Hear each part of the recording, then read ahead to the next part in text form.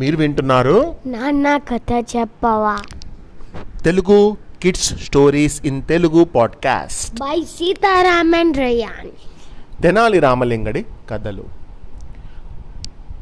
ఒకరోజు రామలింగడితో పాటు సభికులంతా కూడా రాయలవారి సభలో రాయలవారి కోసం ఎదురు చూస్తూ కూర్చున్నారన్నమాట.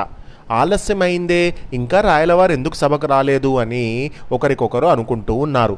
ఇంతలోనే రాయలవారు ఏదో విషయంలో ఎంతో గాబరా పడుతూ ఉన్నట్టు ఎవరిని గమనించకుండా అందరూ లేచి నమస్కారం చెప్పినా కూడా పట్టించుకోకుండా వారి సింహాసనంపై కూర్చొని ఏదో ఆలోచిస్తూ ఉన్నారు. కాసేపటి తర్వాత ఆ రాయలవారు ఏం చేసిందంట అంటే, అక్కడ రాజపురోహితులు ఉంటారు కదా, పురోహితులతో ఏమన్నారంట అంటే, పురోహితులు గారు, తెల్లవారుజామున వచ్చే కలలు నిజమవుతాయి అంటారు కదా, అది నిజమేనా అని అడిగారట. దానికి ఆ పురోహితులు ఏమన్నారట అంటే, అవును మహారాజా, తప్పకుండా నిజమవుతాయి అని అనడంతో రాయలవారు వెంటనే కోపంగా భటుడిని పిలిచి, మన సైన్యాధికారి ఎక్కడ ఉన్నా తక్షణమే నా వద్దకు తీసుకురండి అని ఆజ్ఞాపించాడన్నమాట. కాసేపటి తర్వాత సైన్యాధికారిని రాయలవారి ముందు నిలబెట్టారు.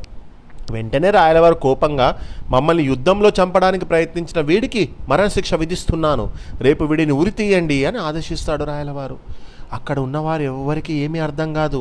ఇదేంటి, ఉన్నపలంగా సైన్యాధికారిని రమ్మని చెప్పాడు, సైన్యాధికారి రాగానే ఏంటి రాయలవారు ఇంత కోపంగా వెంటనే ఉరి తీయండి అని అంటున్నాడేంటి, అయ్యో ఏం జరిగింది అసలుకు అని అందరూ ఆలోచిస్తున్నారట. సైన్యాధికారి ఏం చెబుతున్నా వినిపించుకోకుండా, వీడిని తీసుకొని వెళ్ళి చెరసాలలో బంధించండి, వీడికి ఎల్లుండి ఉరిశిక్షను విధిద్దాం అని ఆదేశిస్తాడు. రాయలవారు అంత కోపంగా ఉండడం చూసి రామలింగడితో సహా సభికులు కూడా ఏం మాట్లాడకుండా మౌనంగా ఉంటారు. కానీ రామలింగడికి మాత్రం రాయలవారికి ఎలాగైనా కనివిప్పు కలిగించాలి. కలలో వచ్చిన దాని గురించి ఏదో జరుగుతుంది అని అనుకొని, పాపం ఆ సైన్యాధికారి అమాయకుడు కదా, ఆయనను చెరసాలలో వేయడం ఏంటి, ఆయనకు మరణశిక్ష వేయడం ఏంటి అని అనుకున్నాడు. సరేలే, రేపటి వరకు మనకు సమయం ఉందిగా, ఏదో ఒకటి ఆలోచించాలి అని అనుకుంటూ ఇంటికి వెళ్ళిపోయాడు.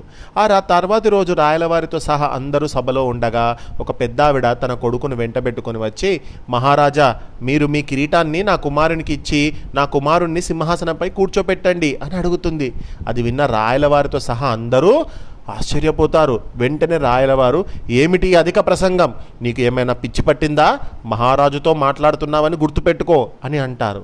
అప్పుడు ఆ పెద్దావిడ, మహారాజా, ఈరోజు తెల్లవారుజామున నా కలలో మీరే స్వయంగా మీ కిరీటాన్ని నా కొడుక్కు ఇచ్చారు, వాడిని సింహాసనంపై కూర్చోబెట్టి మీరు ఈ రాజ్యం విడిచి వెళ్ళిపోయినట్టు కల వచ్చింది. మీరే అన్నారు కదా తెల్లవారుజామున వచ్చే కళలు నిజమవుతాయని. అప్పుడు రాయలవారికి ఏం చెప్పాలో అర్థం కాలేదు.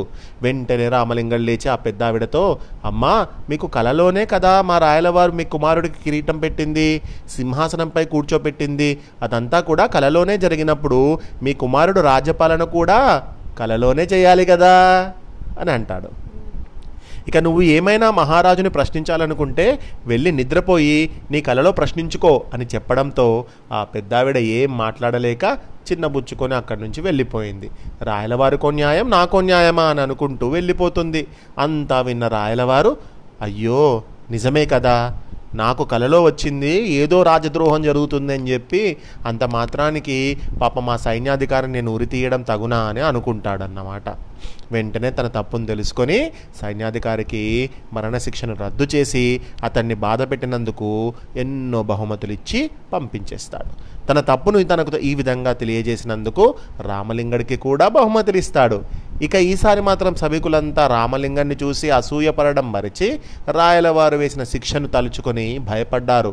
అమ్మయ్య, మనం తప్పించుకున్నాను రా దేవుడా అనుకుంటూ ఎవరి ఇంటికి వారు వెళ్ళిపోయారు.